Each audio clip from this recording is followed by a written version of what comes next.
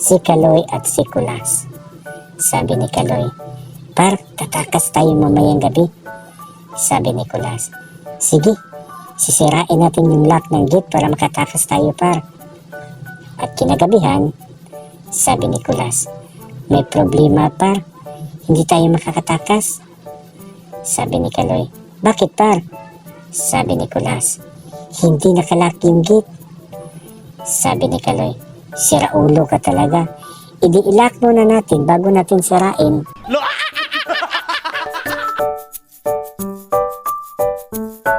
Si Miggy at si Bintong. Sabi ni Miggy, "Alam mo pre, kahapon may nakaaway akong Amerikano. Matangkad at malaki ang katawan." Sabi ni Bintong, ano ginawa mo pre? Sinapak mo ba? Kasi alam ko wala kang inatrasan eh." Sabi ni Miggy, "Hindi pre, doon ko napatunayan na mas madaling mapagpakumbaba kaysa mag-English. Baka marong gramming ako eh, mahirap na."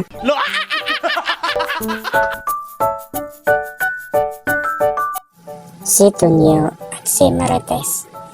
Sabi ni Tonyo, "Han, kung hindi ako makaligtas sa operasyon ko, ikaw na bahala sa mga bata ah."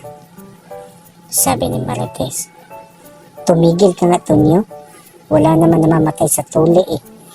Ang galing mo mababae pero takot ka pala sa tuli."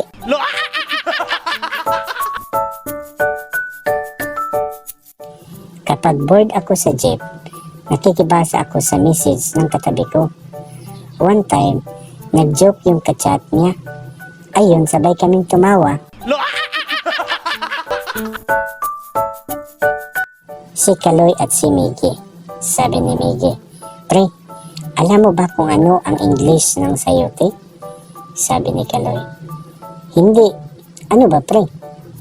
Sabi ni Miggy, "Edi, for you sis."